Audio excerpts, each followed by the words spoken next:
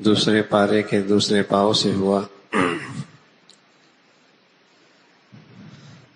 ایمان کی بنیاد پر کی جانے والے اعمال کا نام نیکی ہے، اور اللہ نے سچائی اور تقوی اختیار کرنے والوں کی صفات کا تذکرہ فرمایا کہ وہ اللہ کی محبت میں رشتہ داروں کو، مساکین کو، محتاج کو ان کی خدمت کرتے ہیں، عہد کو پورا کرتے ہیں، مصائب اور آزمائش کی گھڑیوں میں صبر کرتے ہیں۔ یہی لوگ سچے ہیں، یہی لوگ پرہیزگار ہیں۔ اسلام کی ساری زندگی کی بنیاد عدل و انصاف پر ہے۔ اسی کے متعلق بتایا قصاص، اگر قاتل کیسے ہی کیوں نہ ہو لیکن مقتول کے بدلے میں اسے قتل کیا جائے گا، اور مقتول کو قتل کیا جائے گا، البتہ قاتل کے ورثاء کو یہ حق حاصل ہے معاف کر دیں، دیت لے لیں، اس کی بھی اجازت ہے۔ اسی طرح وصیت کا حکم آیا کہ جانے والا وصیت لکھ دے۔ پہلے جب تک وراثت کے مسائل نہیں تھے، یہ وراثت وصیت کرنا ضروری تھا، لیکن اب تہائی مال کے اندر مرنے والا وصیت کر سکتا ہے۔ پھر روزے کے متعلق بتایا کہ اہل ایمان پہ روزے فرض ہیں، اور یہ چند دن ہیں روزے، اور اس روزے کو جب آداب اور شرائط کے ساتھ ان روزوں کو رکھا جائے تو تقوی جیسی دولت نصیب ہو جاتی ہے۔ پھر اللہ رب العزت نے رمضان میں جس میں یہ روزے فرض ہیں اس کی ایک بڑی فضیلت بتائی۔ اس کے اندر قرآن نازل ہوا ہے جو آسمانی کتاب ہے اور اللہ کا کلام ہے، اس کا تذکرہ فرمایا۔ پھر رمضان کی راتوں میں کھانا پینا، زوجیت کا حق ادا کرنا سب جائز ہے، سب جائز ہے، اور روزے کی ابتدا اور انتہا کا تذکرہ فرمایا اور تلقین فرمائی کسی کا مال ناحق طریقے سے مت کھانا، اور ناحق طریقے سے اسے جسے کہیں کہ عدالتوں میں مت الجھانا، اس کا تذکرہ فرمایا۔ پھر قمری تاریخیں، چاند کے لحاظ سے جو تاریخیں ہیں ان کی حفاظت بھی فرض کفایہ ہے، اس لیے کہ مسلمانوں کے بہت سارے احکامات وہ چاند سے وابستہ ہیں، اس کا تذکرہ فرمایا۔ پھر شراب کے بارے میں ابتدائی قانون سازی کے لیے ترغیب دی گئی، اس کے منافع اور نقصانات کا تذکرہ کیا گیا، اس کے منافع اور نقصانات کا تذکرہ کیا گیا۔ اور پھر حج کے بارے میں بتایا کہ حج فرض ہے جن کے اندر استعداد ہے، اور دوران حج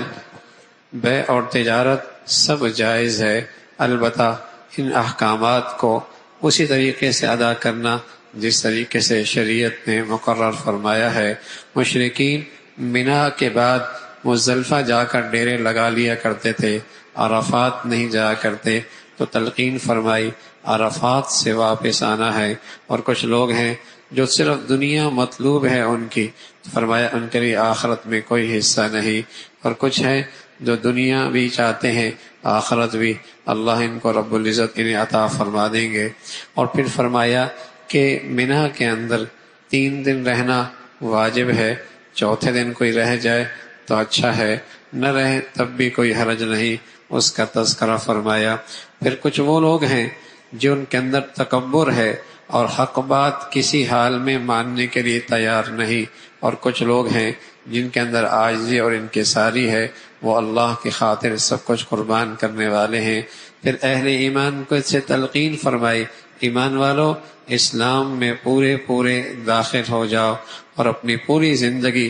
اسلام کے مطابق ڈھال لو، اس کا تذکرہ فرمایا۔ پھر رائے خدا میں آزمائش کی سلسلے چلتے رہتے ہیں، لیکن جنت انہی آزمائش کے گھاٹیوں سے گزرنے کے بعد ہے۔ اور پھر فرمایا جہاد اگرچہ تمہیں ناگوار گزرتا ہے، لیکن اس میں اللہ نے بہت منافع اور بہت فوائد رکھے ہیں، اس کا تذکرہ فرمایا۔ پھر اللہ رب العزت نے اہل ایمان سے کہا کہ تمہارے ہاں نکاح کی بنیاد ایمان ہے، مشرک کتنا ہی بھلا کیوں نہ لگے اس سے نکاح کی اجازت نہیں، اس کے مقابلے میں ایمان والا اس سے نکاح کی اجازت ہے۔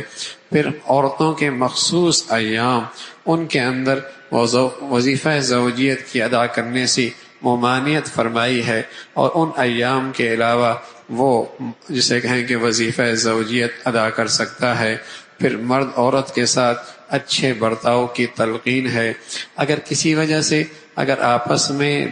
نبھا نہیں ہوتا، شریعت نے ایک جائز صورت طلاق کی رکھی ہے۔ زمانہ جاہلیت کے اندر جتنی بھی طلاقیں دی جاتی پھر رجوع کر لیا جاتا، تو حکم آ گیا نانا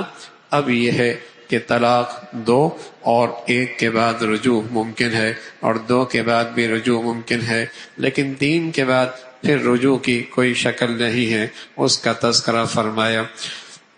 اور پھر اگر اس طلاق کی شکل میں بچہ معصوم ہے تو اس کی پرورش اور اس کے اخراجات کی ذمہ داری مرد پر ہے، اس کے حقوق کے تحفظ کی بات بھی اسلام نے کی ہے۔ پھر جس کا شوہر کا انتقال ہو جائے تو اس کی عدت 4 مہینے 10 دن ہے، اس کا تذکرہ فرمایا، لیکن دوران عدت نکاح یا نکاح کی باتیں یہ درست نہیں ہے، اس کا تذکرہ فرمایا، اور ساتھ ہی فرمایا نمازوں کا اہتمام کرنا۔ اور اگر کسی کا شوہر جسے کہیں کہ طلاق دے دے تو پھر اس کی عدت 3 ماہواریاں ہیں، اسی کا تذکرہ فرمایا۔ پھر اللہ کے راستے میں قتال کرنے سے بس اوقات جان کا خطرہ ہوتا ہے، تو اس کے لیے ترغیب دی کہ ایک قوم اپنی جان بچانے کے لیے باہر نکلی، لیکن وہ موت سے نہیں بچ سکی اور موت نے انہیں آ لیا۔ پھر ایک نبی کی دعا سے اللہ نے انہیں پھر سے زندگی عطا فرما دی۔ پھر فرمایا جو راہ خدا میں خرچ کرتا ہے اس کا گھاٹا اور نقصان کوئی نہیں ہے، اللہ کئی گنا بڑھا کے عطا فرما دیتے ہیں۔ پھر اللہ رب العزت نے قوم کا تذکر، جب قوم عمالقہ نے بنی اسرائیل پر حملہ آور ہوئی تو پھر حضرت داؤد کی وساطت سے حضرت طالوت کی قیادت میں یہ جہاد کے لیے نکلے، اور جالوت کے لشکر سے مقابلہ ہوا۔ اگرچہ تعداد طالوت کی تھوڑی تھی اور جالوت کا لشکر بہت بڑا تھا، لیکن اللہ کثرت کی بنیاد پر فتح نہیں دیا کرتے، عمل اور ایمان کی بنیاد پر اللہ کی مدد اور نصرت ہوا کرتی ہے۔ تو اللہ رب العزت نے اس لشکر کو کامیابی عطا فرمائی، اس کا تذکرہ فرمایا۔ پھر سارے انبیاء علیہ الصلاۃ والسلام اہل ایمان کے ہاں اور مسلمانوں کے ہاں محترم ہیں، اللہ نے ہر نبی کو کوئی نہ کوئی خصوصیت عطا فرمائی ہے، اور اہل ایمان کو تلقین فرمائی کہ اللہ کے راستے میں صدقہ خیرات اس گھڑی سے پہلے کر لو جہاں نہ یہ مال کام آئے گا نہ یہ دوستیاں کام آئیں گی، اس کا تذکرہ فرمایا۔ پھر پورے قرآن کی سب سے محترم اور سب سے جسے کہیں کہ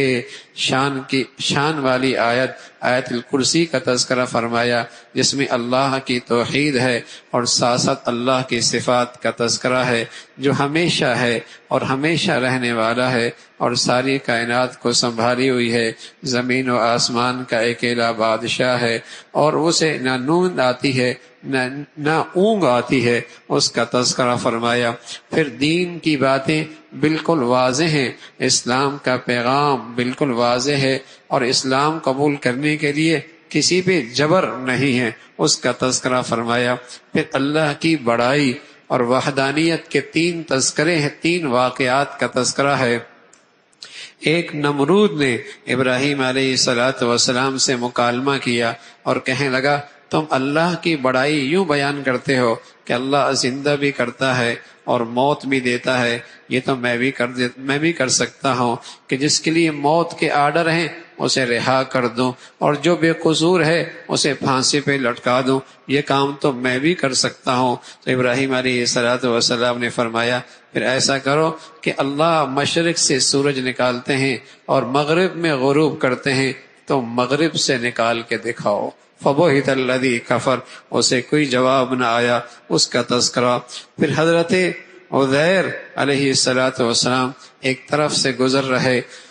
اور ایک بستی اجڑی ہوئی پڑی ہوئی ہے، تو خیال آیا کہ یہ بستی والے کب زندہ ہوں گے، تو اللہ رب العزت نے ان پر موت طاری کی، اور موت بھی ایسی طاری کی، اللہ اکبر، جو ان کے پاس کھانا تھا وہ محفوظ رہا،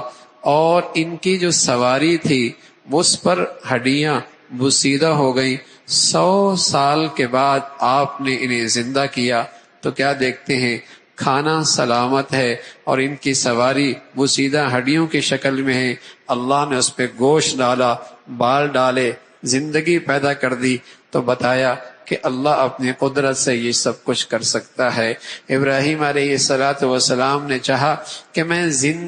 نئے سرے سے زندگی کا ایک نقشہ دیکھوں، اور کیسے اللہ رب العزت نئے سرے سے زندہ فرمائیں گے۔ ابراہیم علیہ السلام سے اللہ نے کہا ایسا کرو، چند پرندے تم انہیں اپنے سے مانوس کر لو اور پھر انہیں ذبح کرو، اور ذبح کرنے کے بعد ان کے گوشت کو آپس میں خلط مل کر دو، پھر اس گوشت کو مختلف پہاڑوں پہ رکھ دو، اور پھر تم انہیں بلاؤ تو دیکھو اللہ کی قدرت کیسی ہے۔ ابراہیم علیہ السلام نے ایسے ہی کیا، تو یہ پرندے کا گوشت آپس میں ملنے لگا اور ان کے حصے جڑنے لگے اور ان کے اندر زندگی شروع ہوئی، اور وہ پرندے اڑتے ہوئے ابراہیم علیہ السلام کے پاس آ گئے۔ تو حضرت ابراہیم علیہ السلام فرمانے لگے اللہ بہت غالب ہے، اور اللہ کے ہر معاملے میں بڑی حکمت ہے، اسی کا تذکرہ۔ پھر راہ خدا میں خرچ کرنے والے، جو اخلاص کے ساتھ خرچ کرنے والے ہیں اللہ کو راضی کرنے کے لیے، ان کی مثال ایسی ہے، ایک دانہ جیسے زمین پہ بویا جائے اور اس میں 7 بالیاں نکلیں، ہر بالی میں 100 دانہ، تو ایک دانے سے 700 دانے راہ خدا میں خرچ کرنے والوں کو اللہ اسی طریقے سے کئی گنا بڑھا کر عطا فرما دیتے ہیں، اور اللہ رب العزت انہیں اسی انداز سے اجر و ثواب عطا فرماتے ہیں۔ لیکن یہ بھی انتہا نہیں ہے، اگر خرچ کرنے کا مصرف بڑھیا ہے اور نیت ٹھیک ہے اور مال بھی بہت پاکیزہ ہے، تو اللہ اس کا اتنا کچھ عطا فرما دیں گے کہ وہ 700 گنا سے بھی بہت آگے کی بات ہے، اسی کا تذکرہ۔ لیکن جو لوگ خرچ کرتے ہیں ریا کے لیے، نام و نمود کے لیے، دکھلاوے کے لیے، ان کا یہ خرچ اللہ کے ہاں قبول نہیں ہے۔ یہ تو ایسا ہی ہے جیسے چٹان پہ کوئی آدمی بیج ڈالے سبزہ اگانے کے لیے، چٹان میں کہاں سبزہ ہوتا ہے، اسی کا تذکرہ فرمایا۔ البتہ جو اللہ کے راستے میں خرچ کرتے ہیں چپکے سے یا علی الاعلان، جیسے مناسب ہو، اللہ ان کو اس کا بہترین بدلہ عطا فرما دیتے ہیں۔ اور جسے کہیں کہ تمہارے مالوں کے بہترین مستحق وہ ہیں جو اپنی دینداری کی وجہ سے سفید پوشی میں ہاتھ نہیں پھیلاتے اور دوسروں کے سامنے بھیک نہیں مانگتے، یہ تمہارے مالوں کے زیادہ مستحق ہیں، اس کا تذکرہ فرمایا۔ پھر اللہ نے سود کی مذمت فرمائی اور سود خوروں کو حالت اور کیفیت ذکر فرمائی کہ جب یہ قبروں سے اٹھیں گے تو پاگل پن ان پر طاری ہوگا، جیسے یہ پاگل ہیں، اسی کا تذکرہ فرمایا۔ اور پھر فرمایا کہ سود حرام ہے، اور پھر بھی اگر کوئی باز نہیں آتا تو یہ ایسا ہے جیسے اللہ سے اعلان جنگ کر رہا ہے۔ ایمان والوں کا ایمان کا تقاضا ہے کہ وہ سود سے باز آ جائیں، اس کا تذکرہ فرمایا۔ پھر لین دین کے اندر اگر معاملہ ادھار کا ہے تو کوئی دستاویز بنائی لی جائے، اس کو تحریراً لکھ لی جائے، اس کی میعاد مقرر کر لی جائے تاکہ بعد میں کسی اختلاف اور انتشار کا باعث نہ بنے، اس کا تذکرہ فرمایا۔ پھر اللہ رب العزت نے سورت کے آخر میں، سورہ بقرہ کے آخر میں ساری ایمانیات کا تذکرہ فرمایا، اور اللہ سے کس طریقے سے مانگا جائے ان دعاؤں کا تذکرہ اور ان کلمات کا تذکرہ ہے کہ اللہ کے سامنے عاجزی اور انکساری کے ساتھ اس انداز سے دعا کی جائے، اس کا تذکرہ فرمایا۔ پھر سورہ آل عمران ہے، یہ آل عمران کا چونکہ اس صورت کے اندر قصہ ذکر ہے، عمران حضرت مریم علیہ السلام کے نانا ہے، اور اسی نسبت سے اس صورت کا نام آل عمران ہے۔ اللہ کی بڑائی کا تذکرہ ہے۔ نجران کا ایک عیسائیوں کا وفد حضور علیہ السلام کی خدمت میں مباحثہ اور بحث کرنے کے لیے، مکالمہ کرنے کے لیے حاضر ہوا،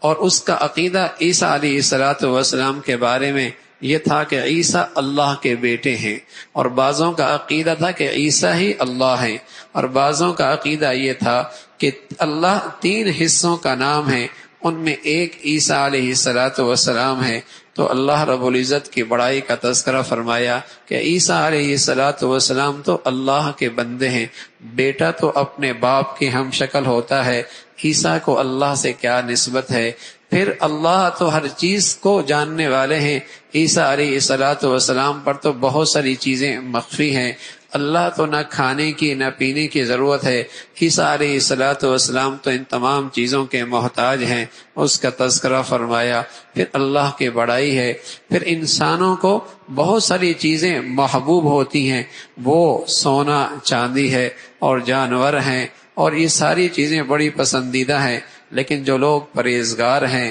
متقی ہیں، اللہ رب العزت نے ان کے لیے جنت کے اندر بہترین سامان تیار کر رکھا ہے، بہتی ہوئی نہریں ہیں۔ اللہ اپنے بندوں کو خوب جانتے ہیں، اور اللہ کے بندوں کی خاص صفات ہیں کہ وہ اللہ سے ڈرتے ہیں، اور خاص کر سحری کے وقت اپنے اللہ سے معافیاں مانگتے رہتے ہیں۔ والمستغفرین بالاسحار، سحری کے وقت اللہ سے معافیاں مانگتے ہیں، یہ اللہ کے مقبول بندوں کی خاص علامت ہے۔ اور پھر فرمایا اللہ کی وحدانیت کی گواہی اللہ بھی دیتے ہیں، اللہ کے فرشتے بھی دیتے ہیں، اللہ اکیلا ہے، اپنی ذات اور صفات میں اکیلا ہے۔ پھر فرمایا اللہ رب العزت کو جو زندگی پسند ہے اور جس پر اللہ نے نجات کا فیصلہ فرمانا ہے، وہ زندگی صرف اسلام کی ہے، وہ زندگی صرف اسلام کی ہے۔ الیوم اکملت لکم دینکم واتممت علیکم نعمتی ورضیت لکم الاسلام دینا، یہ اسلام ہی اللہ کو بطور زندگی اور دستور زندگی پسند ہے۔ حضرت عمر رضی اللہ تعالیٰ عنہ کے سامنے جب ایک یہودی نے یہ آیت سنی تو آپ نے فرمایا، یہودی کہنے لگا اگر یہ خوشخبری ہمیں ملتی تو ہم اس دن عید مناتے۔ حضرت عمر فرمانے لگے جس دن مسلمانوں کو یہ خوشخبری ملی کہ تمہارا دین مکمل ہو گیا اور اللہ نے تمہارے لیے اسلام کو زندگی کا دستور پسند فرما لیا، تو اس دن مسلمانوں کی 2 عیدیں تھیں کہ اس دن جمعے کا دن بھی تھا اور عرفہ کا دن بھی تھا جس دن یہ آیت اتری۔ تو مسلمان ایسے خوش نصیب ہیں کہ جن کے پاس ایسا نظام زندگی ہے کہ انہیں غیر کی طرف نظریں اٹھا کر دیکھنے کی ضرورت نہیں، سب کچھ ان کے پاس موجود ہے جو محمد رسول اللہ کے واسطے سے انہیں نصیب ہوا ہے، اسی کا تذکرہ فرمایا۔ اللہ بھائی عمل کی توفیق نصیب فرما دے۔ سبحانک اللہم بحمدک، نشہد ان لا الہ الا اللہ، نستغفرک ونتوب الیک۔